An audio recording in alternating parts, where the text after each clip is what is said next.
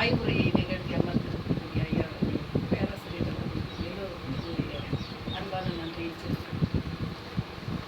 அதாவது நாங்கள் கடவுள் மறுபாளர்கள், இது ஊரறிஞ்ச உண்மை. நாங்கள் அதனால் இந்த கோயில் பக்கம் போகிறது கிடையாது.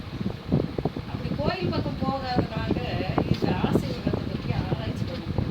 அதுக்கு வேற ஒரு காரணமும் கிடையாது. நாங்கள் ஒரு கல்வெட்டை பார்க்கறதுக்காக மறுநாள் தலைக்கு அப்போ அங்கே வந்து அந்த கல்வெட்டை பார்க்கறதுக்கு போகும்போது அங்கே இருக்கிற மாடசாமி கோவிலில் இருந்த பூசாரித்தனம் அவர்கிட்ட கேட்குறோம், கட்டாரம் அவர்கிட்ட கேட்குறோம் எங்கே இருக்கிறது அப்படின்னு. அந்த இடத்துல இருக்குங்க கொஞ்சம் காட்டு கேட்குறோம். அவர் கூட்டிகிட்டு போகிறார். இப்போ அவர் சொன்னார், இங்கே ஒரு மலை இருக்குது, ஐயப்பன் சாமி, ஐயப்பன் இருக்கிறாரு. அப்புறமே வந்து ஏன்னா என்ன இதுன்னா பூரணம் போர்த்தலையோட இருக்காரு.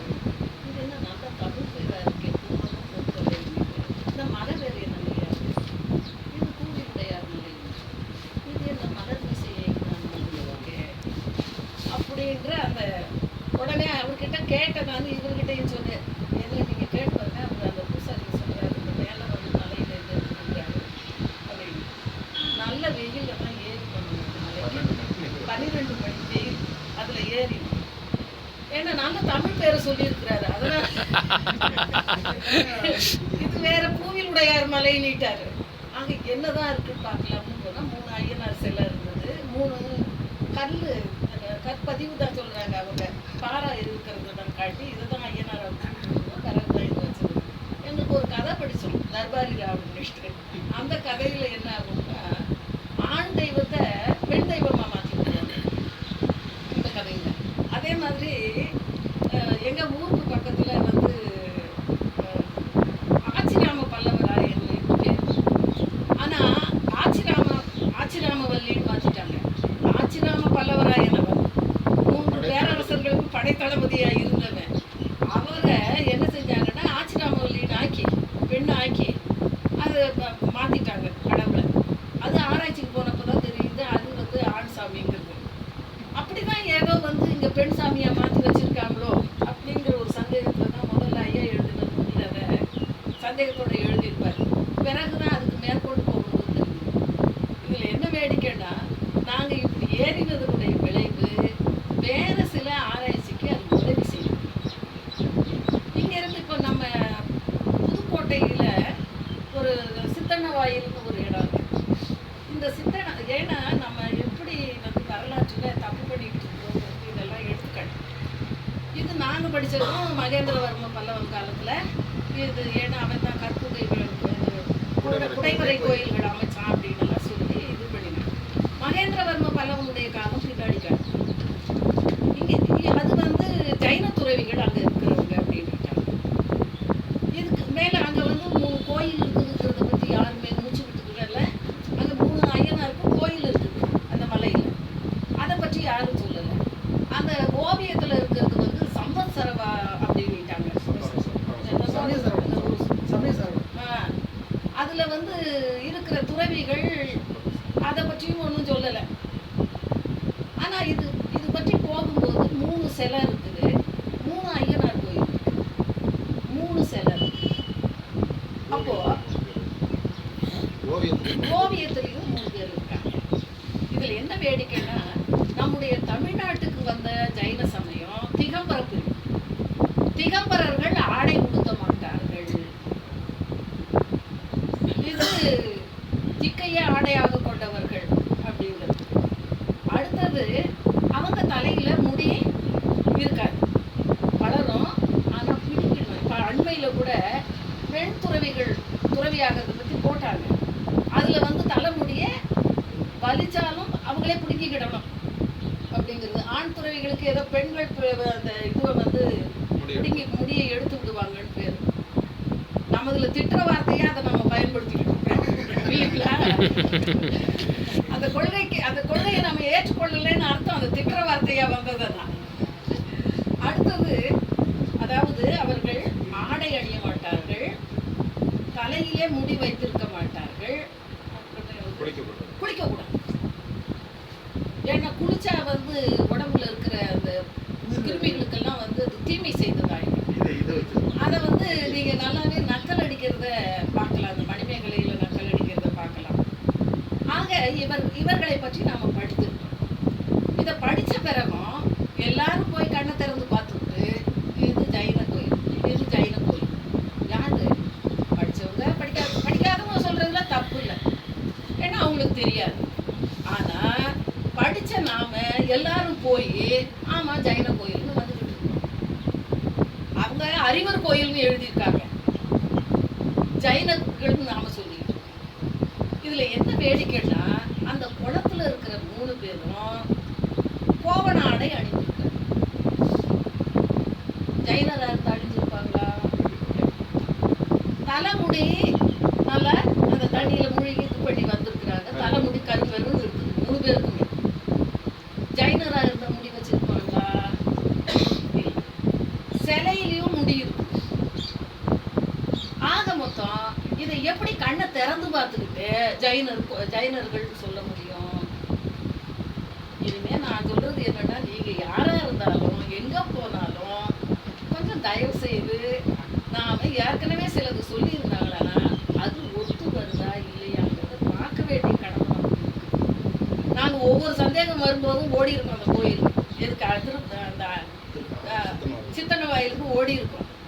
ஏன்னா இப்ப சந்தேகம் வந்துட்டுது, அதுக்கு வந்து அது சரியா இருக்குதான்னு. அப்படி பல தடவை ஓடியுமே நாங்க கடைசியில மாங்கொத்துங்கிறது முக்கியமானது, அதை ரொம்ப நாள் கழிச்சுதான் பார்த்தோம். நாங்க அந்த புத்தகத்துல இருக்க ஆசீவகம் ஐயனார் வரலாறுல அந்த படம் எல்லாம் இருக்கு.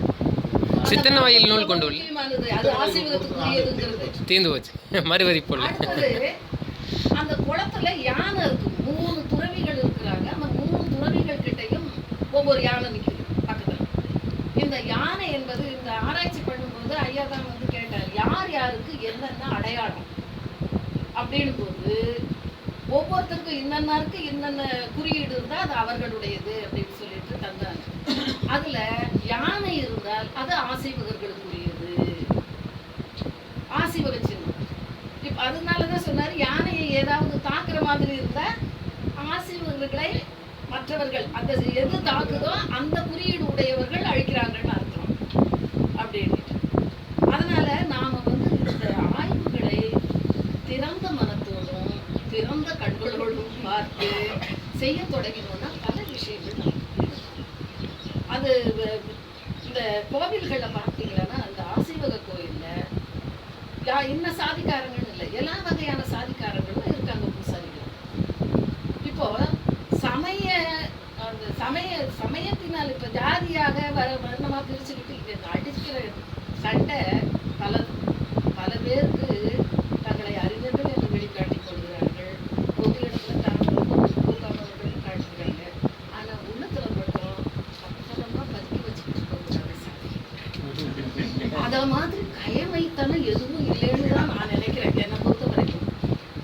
அதாவது சாதி இருக்குது, நாம வந்து விரும்பல, ஒரு சாதியில பிறந்துட்டோம், அதுக்கு என்ன பண்ணி தொலைகிறது, பிறந்துட்டோம். ஆனா நாம அந்த சிந்தனை இல்லாதவர்களாக இருந்து எடுத்துக்கிட்டு போனோம்னா தான் தமிழ் சமூகத்துல வந்து நாம வந்து ஒரு அதாவது மோதிக்கொள்ளாத ஒரு தன்மையை உருவாக்க முடியும். சாதியை பத்திரமா பூட்டி வச்சோம்னா எத்தனை ஜென்மம் ஆனாலும் நாம வந்து கடை தேரவே முடியாது, அப்படிப்பட்ட ஒரு நிலை தான்.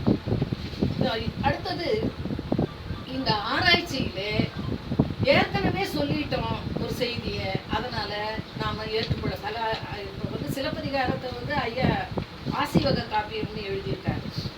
சிலப்பதிகாரத்தை இன்னொன்று ரொம்ப முக்கியமா, எல்லா இலக்கியத்தையும் தூக்கியிருந்தா ஜைனா நீ வச்சுக்க, இந்த பௌத்தா நீ வச்சுக்க கொடுத்துட்டா அப்ப தமிழ் நமக்கு என்னையா சொத்து இருக்கு? நம்ம அப்பே பாட்ட நமக்கு ஒண்ணுமே வைக்காமையா போயிட்டாங்க. ரெண்டுமே வடக்க இருந்து வந்தது, ரெண்டுக்கும் தாய்மொழி வேற. பௌத்தம்னாக்கா உங்களுக்கு அதுக்கு தாய்மொழி பாலி, இதுனாக்கா ஜைனம்னு சொன்னா அவனுக்கு பிராகிருதம் தாய்மொழி. அப்போ நம்ம இலக்கியம் எல்லாமே வந்து அவங்களால இயற்றப்பட்டது, அல்லது இங்க இருந்தாலும் அந்த சமயத்தை குறிப்பதாக இருக்கிறதுன்னு சொல்லிக்கிட்டு இருந்தோம்னா இந்த பைத்தியகாரத்தனத்தை இனிமேலாவது நாம் செய்யாமல் இருக்க வேண்டும். இவை நமக்குரியவை. சங்கத்தமிழை தூக்கி வங்க கடல்ல போட்டுனாங்க, யாருன்னு நம்ம தமிழறிஞர்கள் தான் சொன்னாங்க, அதை படிக்காதீங்கன்னு சொன்னாங்க. ஏன் சொன்னாங்க? சமயம் சார்ந்து சொன்னார்கள். நான் சைவன், சைவ சமயத்தை சார்ந்தவன், அதனால இதை தூக்கி போடுவாங்க கடல்ல என்று சொன்னார்கள். ஆக இன்றைக்கு நமக்கு செம்மொழிங்கிற தகுதி வந்திருக்குதுன்னா அதுக்காக வந்து பின்னாடி ஒரு பக்கம் ஆட்சியில் இருப்பவர்கள் அறிஞர் பெருமக்கள் ஒரு பக்கம் பண்ணினாங்க. இன்னும் முக்கியமானது கர்நாடகத்துக்காரன் எவ்வளோ பெரியது. நீங்கள் வந்து கர்நாடக மொழியிலிருந்து தான் ஜைனர்கள் வந்த பிறகு தான் நமக்கு தமிழுக்கு எழுத்து வந்ததுன்னு சொன்னார் ஐராவதம் மகாதேவன். இது எவ்வளோ பெரிய கொடுமை பாருங்க. யாரு? நம்மாள் வீட்டு காசு ஆராய்ச்சிக்கு பயன்பட்டதெல்லாம் எழுதுனதே அவனுக்கு ஜாதகமாக எழுதினார். ஐயா வந்து சிறைக்கு போகிறதுக்கு முன்னாடி, கர்நாடக சிறைக்கு போவதற்கு முன்னால் அதற்கு ஒரு மறுப்பு கட்டுரை எழுதினார். அப்புறமே வந்து ராஜவேலுன்னிட்டு தமிழ் பல்கலைக்கழகத்தில் கல்வெட்டுத்துறையில் இருக்கார். அவர் ஒரு கட்டுரை எழுதினார். நடன காசிநாதன் ஒரு கட்டுரை எழுதினார். இந்த 3 கட்டுரையும் ஐயா நெடுமாறன் பெங்களூரில் வெளியிட்டார். ஒன்றா சேர்த்து ஒரு புத்தகமாக வெளியிட்டார். கன்னட மொழிக்காரன் அவன் கேட்குறான், ஐயா தமிழுக்கு இது செம்மொழி தகுதி கொடுக்கக்கூடாது, அவங்களுக்கு தரதுக்கு முன்னாடி எனக்கு கொடுக்கணும், ஏன்னா என் மொழியிலேருந்து தான் போயிருக்காங்க மொழின்னுட்டு ஒரு அறிஞர் எழுதியிருக்கிறாரு, தமிழ் அறிஞர் எழுதியிருக்கிறாரு அப்படின்னு எடுத்துக்காட்டு அவன் போட்டான். அதுக்கு பதில் எழுத தெரியாமல் நம்ம ஆளுங்க உட்கார்ந்துருக்காங்க. பதில் எழுதணும் இல்லையா? எதுவும் ரெக்கார்டு பூர்வமாக வந்தால் ரெக்கார்டு பூர்வமாக அனுப்பி தானே ஆகணும் நம்ம அவங்களுக்கு. கடைசியில் அவங்க திண்டாடிக்கிட்டு இருக்கும்போது ஒரு கல்யாணத்தில் புலம்பிக்கிட்டு இருக்கும்போது ராஜவேலு இருந்தவர் அவர் தான் ஐயா தான் எழுதினா எதிர்த்து 3 பேர் எழுதியிருக்கிறோம் அப்படின்னு சொல்லி அதை கொண்டாந்து கொடுத்தாங்க. அதை எடுத்துகிட்டு போய் கொடுத்து அந்த கட்டுரை அதை வந்து பார்த்து தான் அதுக்கு பதிலே எழுதினாங்க, ஃபைலை க்ளோஸ் பண்ணுறதுக்காக.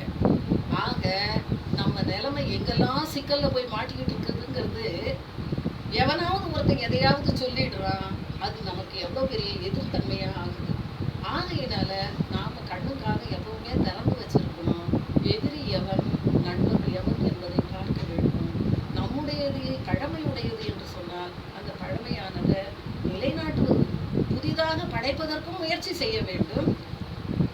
அதே நேரத்திலே பழமையையும் இருப்பதை இழந்து விடாமல் இருக்க வேண்டும் என்கின்ற வேண்டுகோளை உங்கள் முன்னால் வைத்து, இப்போ பெரியார் வந்து நல்லா அவர் வந்து பகுத்தறிவை மையமாக கொண்டு பாருங்கள் என்று சொன்னார்.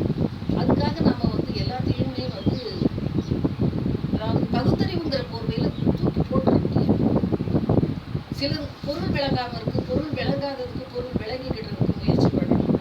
ஐயா பெரியார் வந்து சொன்னது இந்த சத்யவான் சாவித்திரி நாடகம் பற்றி அவர் ஐயா அப்போ எழுதியிருந்தது குடியரசில், அதெல்லாம் நாங்கள் அப்போ எழுதணும். குடியரசு இதழ்களை எல்லாம் எழுதும் நிறைய விஷயங்கள் பெரியார் பற்றி நம்ம தெரிந்து கொள்ளக்கூடிய வாய்ப்பு. சொல்லப்போனால் இன்னைக்கு நாங்கள் இந்த அளவுக்கு வந்து இருப்பதற்கு பெரியார் ஒரு காரணம்னு சொல்லலாம். அது இல்லைன்னு நாங்கள் மறுக்கவே முடியாது. ஏன்னா பெரியார் இல்லை